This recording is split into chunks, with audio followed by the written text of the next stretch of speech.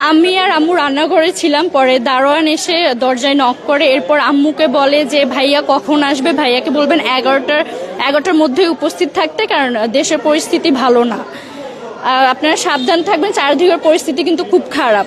এ কথা বলে 2-1 মিনিট পরে সে গেটে তালা লাগাইয়ে দেয়।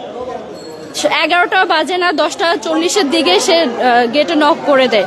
এরপর আব্বু বাইক নিয়ে আসার পর আমরা দেখি যে অনেক গুলির শব্দ। আমি তো প্রথমে ভাবছিলাম হয়তো আগুন লাগছে, কিন্তু সন্ত্রাসী লোকেরা যে আমার বাবাকে আমার সামনে গুলি করছে, আমার সামনে কোপাইছে, আমি তোমার জানি না। পরে চিৎকার শুনে বুঝছি যে ওটা আমার বাবা। ওদের কাছে চাবি চাইছে যে আমাদেরকে একটু চাবিটা দেন, আপনাদের বাইরে হওয়া লাগবে না, চাবিটা দেন। আমরা বাবা মেয়ে চিৎকার করতে করতে শেষ, চাবিটা দেন একটু। চাবিটা দেয় নাই, আব্বু বলে গেটটা খুলো, ও মা গেটটা খুলো। নাচ করছি, ওরা তবু আমাদেরকে চাবিটা দেয় নাই ওরা চাবি।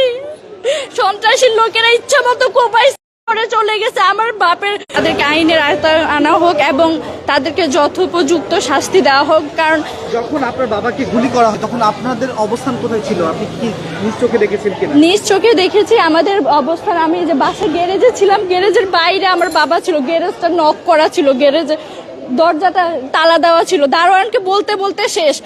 তো পরে দারোয়ানকে টেনে হিচড়ে আমি আর আমার মা দারোয়ানের ঘর থেকে বের করছি। তারা বের হবে না, তারা উল্টা ঝাড়ি মেরে বলতেছে যে কি হয়েছে, এরকম করে বিহেভিয়ার করতেছে। পরে আমি বলছি যে চাবিটা দেন অন্তত, আমরা খুলি গেটটা, কিন্তু দেয় না চাবি। বলে যে চাবি উপরে আছে, 3 তলায় আছে, 3 তলায় আম্মু গেছে।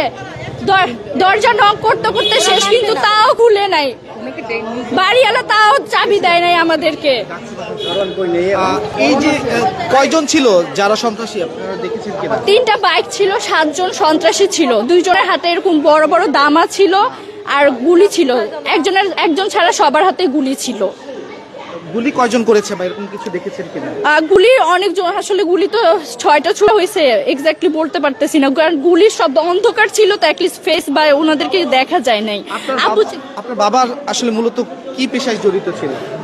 আমার আব্বু তো গোল্ড বিজনেস করে, এটা তো জানতোই ছিনতাইকারীটা, কারণ এটা তো আর একদিনের প্ল্যান করা হয় না, দীর্ঘদিনের ইয়াতেই ওনারা করছে।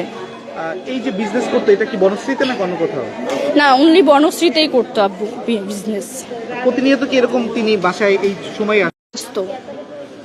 ওরা সাথে থাকতো, যার জন্য ছিনতাইকারীরা অন্যদিন এমন করেনি, কালকে সুযোগ পেয়ে আর কি এরকম লুটপাট করছে। তবে আমাদের বাসার দারোয়ান আমাদেরকে আগে দিয়ে মানে সেভ করে দিছে যে পরিস্থিতি ভালো না।